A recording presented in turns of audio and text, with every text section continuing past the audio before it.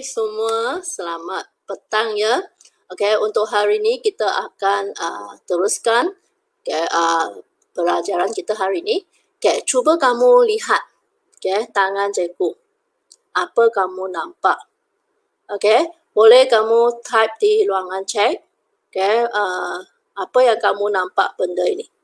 Okey, ini kita namakan apa? Okey, boleh cuba type di ruangan chat. Cikgu rasa ya semua pun pernah lihat kan, warna hijau kan. Selain warna hijau, dia adalah apa benda ni? Dia haiwan ke tumbuhan? Cuba. Yang sedang ada kelas dengan cikgu. Bagus. Daun. Boleh teka ke untuk hari ni kita belajar apa? Ada tak sesiapa yang boleh teka? Berkaitan dengan tumbuhan. Kita akan belajar berkaitan dengan daun. Untuk hari ini kita akan belajar dengan daun. Kita akan masuk bab 2. Kita akan masuk bab 2. Bab 2 struktur dan fungsi daun. Kita akan masuk 2.1 struktur daun. So tadi daun yang cikgu tunjukkan untuk kamu, kita akan kaji. Ada apa struktur yang terdapat dalam daun ni. Boleh? Kita teruskan dengan slide. Setiap kali sebelum kita mulakan sesuatu subtopik, kita kena tahu apakah standard kandungan ataupun standard pembelajaran untuk subtopik itu. Kita lihat. Bagus. Pertama sekali, memeliharkan struktur luar daun. Daun tadi yang sekeping daun tu, kamu kena belajar ada apa yang di luar daun tu. Struktur luar daun. Ada dua struktur, iaitu kita namakan sebagai lamina. Dan satu lagi struktur kita namakan sebagai petiole, ataupun kalau BI kita panggil petiole. Selain tu, standard pembelajaran yang kedua, kita akan belajar mengenal pasti struktur dalaman lamina daun. Kan kita sudah belajar struktur luar daun, salah satu ialah lamina. So di dalam lamina daun ada apa? Struktur pertama kita akan belajar epidermis atas. Lepas tu mesofil pericyte, mesofil perspan, epidermis bawah, dan bekas vaskular. So untuk subtopik ni rasanya sangat ringkas sebab ada dua sahaja, dua standard pembelajaran yang kamu perlu menguasai. Berkaitan dengan struktur daun. So cikgu teruskan lagi. Struktur daun. Kita tadi yang cikgu tunjukkan daun ataupun dia ialah satu organ utama. Kalau tadi cikgu tengokkan ada belajar yang tulis tumbuhan. Daun dia adalah salah satu bahagian ataupun organ yang terdapat dalam tumbuhan. Sangat penting organ ni sebab dia memainkan peranan untuk menjalankan fotosintesis. Seperti yang kita tahu, fotosintesis dijalankan oleh tumbuhan untuk menukarkan tenaga cahaya kepada tenaga kimia. So cikgu tunjukkan yang ni peta takap ada dua struktur daun, ada dua bahagian seperti cikgu tunjukkan tadi. Untuk kamu kena menguasai, iaitu struktur luar dan struktur dalam. Struktur luar dan struktur dalam daun. Boleh? Rasanya simple saja. Kita teruskan lagi. Kita akan fokus struktur luar daun. Struktur luar daun yang kita nampaklah secara luaran. Macam tadi kan, cikgu tunjuk yang sehelai daun tu, yang kita nampak dari luar. Kita namakan sebagai morfologi. Ataupun ciri-ciri ataupun struktur yang kita nampak dari segi luar. So cikgu bagi contoh, yang ni satu jenis daun. daun, struktur daun, luar daun, okay, yang cikgu nak kamu perhatikan. Okay, ada satu bahagian kita namakan sebagai lamina. Okay, yang kepingan daun yang warna hijau tu kita namakan sebagai lamina. Okay, 我们讲的片叶 okay, lamina.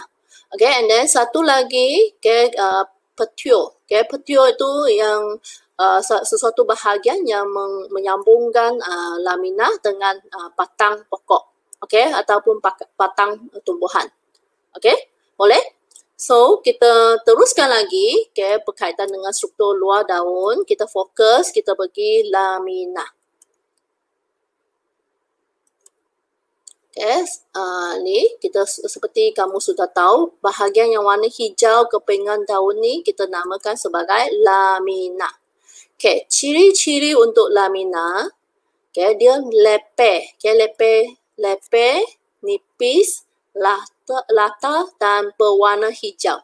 Okay, biasanya tumbuhan ataupun kepingan daun lamina ni dia berwarna hijau sebab dia ada klorofil kan. Ya, di dalam daun ataupun lamina ada klorofil, so dia warna hijau. Okay, leper, okay, dia ada tujuan kenapa lamina ni dia berciri leper. Okay, pertama sekali okay, dia untuk menghasilkan luas permukaan yang luas okay, supaya sel-sel okay, yang mengandungi kloroplas okay, terdedah kepada cahaya matahari secara maksimum okay, supaya dia dapat menyerap lah okay, terdedah kepada cahaya matahari dengan maksimum. So daun tu ataupun klorofil di dalam kloroplas dia boleh menyerap cahaya okay, dan boleh menjalankan fotosintesis okay, dengan kadar yang tinggi. Okay. Selain tu, ciri yang seterusnya kan yang teacher sudah highlight okay, yang warna nipis. Okay. Salah satu ciri lagi nipis yang teacher sudah highlight kan. Okay. Yang ni dia kenapa pun ada tujuan dia adalah untuk memudahkan gas-gas yang terlibat okay, yang terlibat dalam memudahkan gas-gas yang terlibat dalam fotosintesis untuk meresap dengan cekap okay, ke bahagian dalam daun. Okay, seperti kita sudah tahu, okay, untuk fotosintesis berlaku, okay, tumbuhan perlu menyerap ataupun karbon dioksida, gas karbon dioksida perlu diserap ataupun diresap masuk ke dalam daun. So dengan ni dia nipis, okay, gas-gas karbon dioksida boleh senang untuk masuk ke dalam daun, okay, bahagian dalam daun, okay, untuk menjalankan fotosintesis. Okay, boleh? Rasanya boleh kot, okay, sebab bahagian ni senang sahaja. Okay, and then kita teruskan lagi struktur luar daun yang kedua, okay, yang seperti teacher tadi cakap, okay, adalah bahagian ni kan yang cikgu point di sini. Okay, bahagian ni kita namakan apa? Masih ingat? Ya, cuba okay, tulis dalam ruangan chat ya. Okay, bahagian ni okay, masih ingat ke? Tadi cikgu sudah sebut. Okay, ada yang bahagian ni kita namakan apa? Okay, semua boleh Zeti semua dengan kawan-kawan yang lain cuba type di ruangan chat. Okay, apa bahagian ni? Jangan rujuk buku lah, jangan rujuk PDF file. Okay, apa bahagian yang cikgu label sini? Masih ingat ke? Okay, cuba tulis di dalam ruangan chat. Okay, bagus. Okay, ramai yang masih ingat lagi. Okay, bahagian ni kita namakan sebagai petiole. Okay, petiole. Okay, bagus. Okay, sorry ya teacher, yang ni BI ya, teacher type terlebih satu E ya. Okay, ni PETIOL sahaja, BM PETIOL. Okay, teacher tersilap type BI ya. Okay, so petiole ni dia tangkai daun tangkai daun sesuatu bahagian daun yang menyambungkan lamina pada batang tumbuhan lah. Okay, and then biasanya dia mengunjur ke dalam lamina. Okay, ni kamu boleh nampak ada urat okay, untuk menyokong. Urat ni yang warna hijau, hijau gelap tu. Okay, yang tu kita panggil dia urat lah, urat yang untuk menyokong lamina. Kalau tidak, lamina ni tidak dapat disokong, dia akan jadi lembut. Okay, boleh? So ini berkaitan dengan petio. Okay. So untuk bahagian struktur luar daun kita sudah habis. Okay. Dia tu kita sudah belajar dengan teliti, okay, dengan lamina dan petio. Okay, sekarang cikgu nak tarik perhatian kepada kamu. Okay. Okay, cuba kamu lihat. Okay, yang ni kan daun kan ataupun lamina. Okay, tadi cikgu tunjuk tu sekeping sahaja daun. Okay, yang ni dari satu tumbuhan dari atas cikgu ambil gambar. Okay, yang ni kamu boleh perhatikan, okay, lamina ni dia biasanya kamu boleh nampak kan dia tidak overlap ataupun tidak bertindih. Okay, lamina daun tersusun tidak bertindih kan. Kamu nampak kan dari gambar raja ni pun sudah dapat. Okay, dia memang tak bertindih. Okay, sekeping-sekeping lamina, okay, tersusun dengan cantik. Okay, susunan ni kita namakan sebagai mozaik daun. Okay, mozaik daun iaitu rujuk kepada lamina daun yang tersusun dengan tidak bertindih, tidak overlap. Okay, tidak overlap. Okay, apa tujuan ni? Okay, memanglah dia setiap ni susunan ni mesti ada fungsi dia. Okay, ni untuk membolehkan setiap keping daun ataupun setiap keping lamina ni dia boleh menerima cahaya, okay, cahaya matahari dengan secara optimum, okay, untuk menjalankan fotosintesis. Okay, boleh? Fotosintesis. Okay, yang ni berkaitan dengan susunan lamina daun. Okay, kita teruskan lagi, okay, dengan struktur dalaman lamina daun. Okay, kita lihat, okay, seperti cikgu tadi tunjuk, okay, yang ni ialah sekeping daun. Sekeping daun. Okay, katakanlah cikgu potong, okay, ni sekeping daun. Katakan cikgu potong secara melintang. Okay, and then kita akan nampak bahagian ni. Okay, yang ni ialah sehelai daun yang kita potong tu tadi. Okay, ini menunjukkan keratan rentas lamina daun. Okay. Okay, kita teruskan lagi, satu lagi slide. Cuba kamu lihat, sama juga, okay, dengan helaian daun, okay, potong separuh, okay, secara melintang. Okay, jadi yang dari kita perhatikan yang slide yang tadi cikgu tunjuk, yang tu ialah dari under microscope. Okay, and then yang ni ialah lukisan.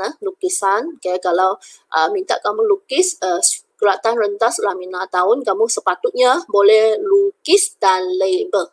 Okay, kalau kamu lihat, okay, salah satu aktiviti yang kamu kena buat, okay, untuk subtopik ni ialah kamu perlu melukis, okay, melukis keratan rentas lamina daun. Okay. Ada kalau lihat buku teks muka surat 29, okay, zone activity. Boleh? Okay, yang ni, okay, lepas kelas, okay, kamu boleh cuba lukis. Okay, lukis guna freehand, guna pensel lukis. Okay, boleh? So kita akan lihat slide yang seterusnya, setiap struktur yang terdapat di dalam keratan rentas lamina daun ni. Boleh? Cikgu rasa senang sahaja. Okay, kita teruskan. Boleh? Ada masalah? Cikgu rasanya tak ada kot. Okay, boleh kita teruskan ya? Okay, okay. Struktur ni ialah struktur dalaman lamina daun. Kita lihat bahagian pertama, okay, kutika yang terdapat di paling atas daun ni. Okay. Dia ialah satu lapisan yang melapisi bahagian epidermis atas dan epidermis bawah daun. Okay, boleh? And then dia adalah satu lapisan yang berlilin. Okay, berlilin ataupun taris air. Okay, air tak boleh meresap masuk ke dalam. Okay, berlilin tahu kan? Okay, kalau lilin, okay, so air tidak boleh menembusi.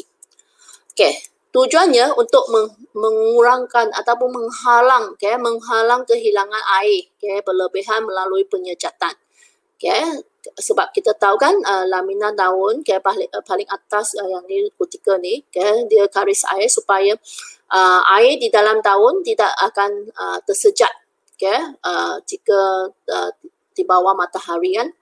Okay, and then next, okay, salah satu lagi ciri untuk kutika adalah dia adalah lutsina. Okay, lutsina, transparent lutsina.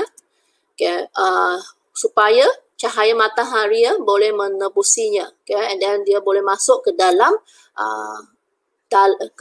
lamina daun. Okay, boleh? Okay, yang ni bahagian pertama, okay, struktur pertama kutika. Okay, di atas dan di bawah epidermis pun ada. Okay, seterusnya tengok, okay, lapisan kedua. Lapisan kedua ni adalah epidermis atas. Epidermis atas. Okay, epidermis atas yang bahagian ni. Okay, yang cikgu nak tunjuk, nak highlight. Okay, bagi kamu nampak. Okay, sel-sel ni, okay, atau yang ni lah kita namakan epidermis atas. Okay, nampak kan? Okay, boleh nampak? Okay, yang ni ialah sel epidermis. Okay, kita ada lapisan atas ni. Okay. Epidermis atas, okay, terdapat seperti cikgu tadi cakap, okay, terdapat di permukaan atas daun. Okay, and then sel-sel ni, okay, yang ni kita namakan sel epidermis. Okay, sel-sel ni, okay, setiap satu sel epidermis ni dia tidak mengandungi kloroplast. Okay, teacher sudah baukan untuk kamu, sudah warnakan merah. Okay, dia sel-sel jenis ini, okay, dia tidak mengandungi kloroplast. Okay, ingatlah, okay, kalau soalan tanya kamu kena pandai jawab.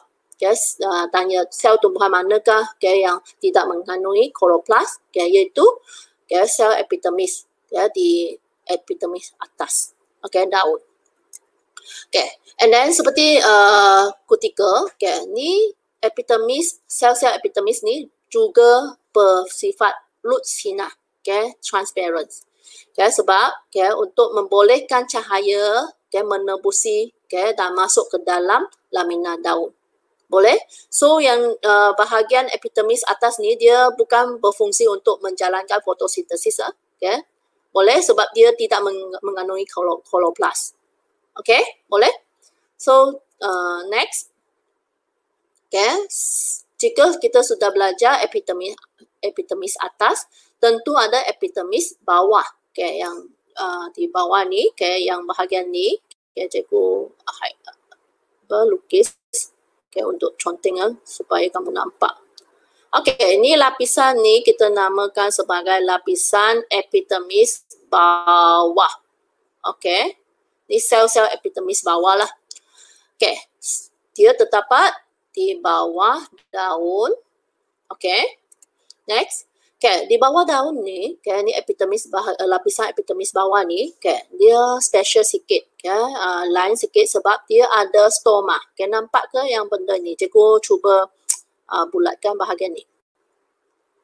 Okay, dia ada stoma. Okay, apa itu stoma? Dia ada bermaksud liang. Okay, liang halus yang terdapat di lapisan epidermis bawah. Okay, and then lihat ni liang stoma ni, okay, and then dikawal oleh, okay, sel pengawal. Dia ada sepasang kiri kanan. Okay, boleh. So kiri kanan ni ialah sel pengawal. Okay, untuk mengawal pembukaan dan penutupan stoma. Okay, next. Okay, lapisan yang seterusnya kita akan fokus ialah mesophyll parasite.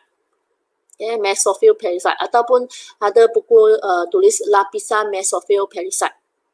Okay, lapisan mesophyll parasite, okay, dia punya susunan adalah lain sikit kalau kamu perhatikan. Okay, dia adalah tegak dan padat.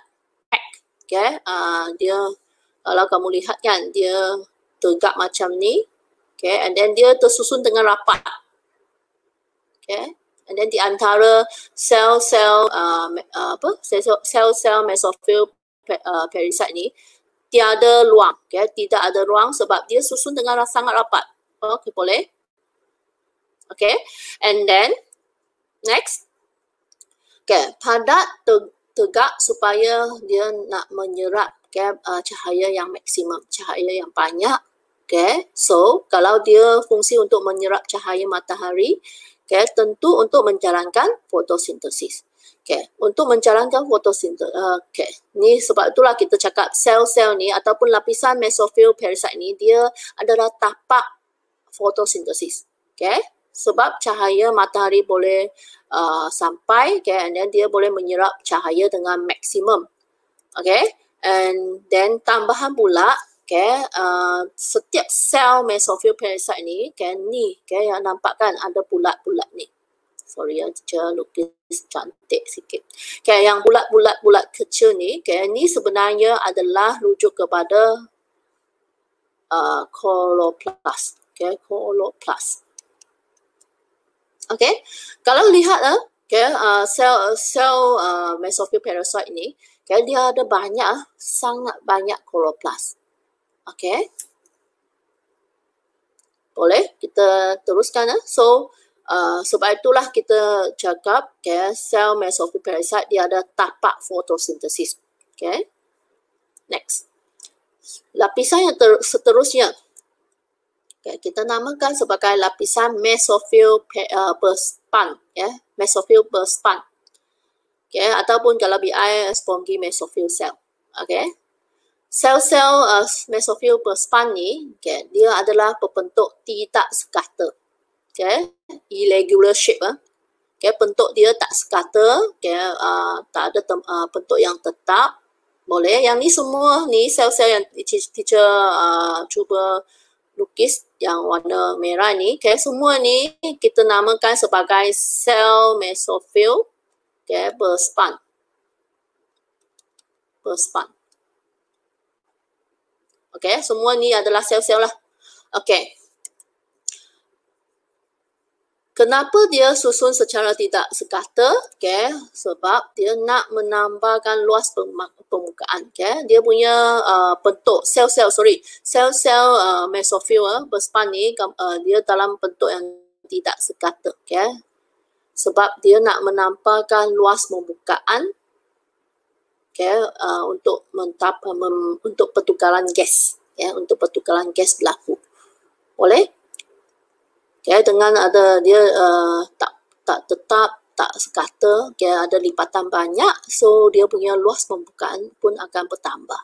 Okay, bertambah luas permukaan, so pertukaran gas pun boleh berlaku dengan banyak, okay, ataupun tinggi. Okay, and then satu lagi, okay, sel-sel ni tersusun longgar. Okay, teacher sudah highlightkan di sini, longgar, okay. Tak seperti mesofil perisit, ya. Kalau mesofil perisit dia tersusun dengan sangat padat. Okay, tapi untuk sel mesofil span, okay, dia adalah tersusun dengan longgar, and then di antara dia ada banyak luang utara. Okay, yang ni kan, yang ni kosong ni, okay, seperti yang di sini label, dia adalah luang antara sel. Okay, sel-sel ni luang-luang ni. Okay, yang tak ada sel. Okay, sebab susunan untuk sel mesofil perspan. Okay, untuk memudahkan peresapan gas karbon dioksida dan air merentasi daun, okay, ke sel-sel mesofil perisit, okay, supaya lebih mudah peresapan gas karbon dioksida berlaku, okay, dan air juga. Boleh? Betul? Okay. Salah satu ciri lagi untuk sel mesofil perspan ni adalah dia kurang chloroplast. Okay, kurang chloroplast berbanding dengan mesofil perisit. Okay, mesofil perisit mengandungi banyak chloroplast, tetapi untuk sel mesofil perspan dia sikit sahaja chloroplast. Okay, kurang sikit. Boleh? Okay. Kita teruskan bahagian yang seterusnya, okay, iaitu, okay, yang cikgu kotakkan di sini. Okay, kamu nampak ada xilem, ada phlegm.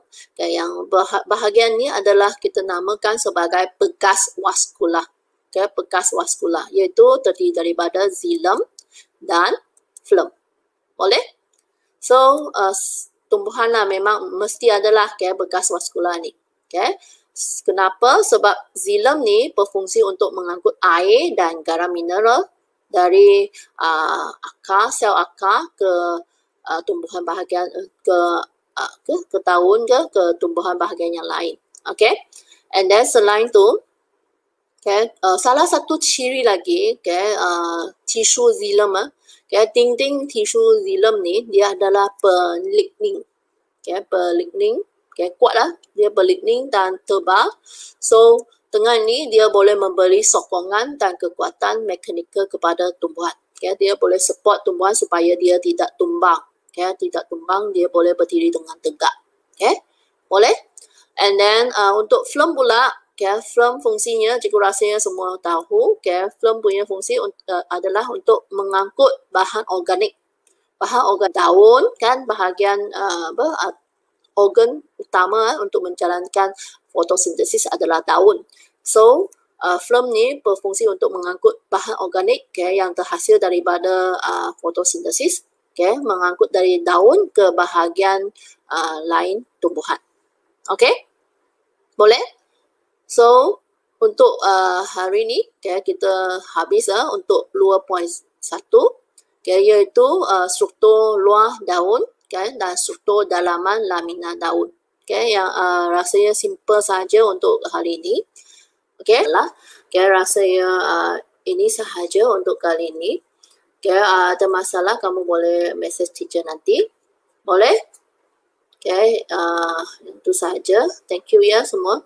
Terima kasih ya. Bye-bye.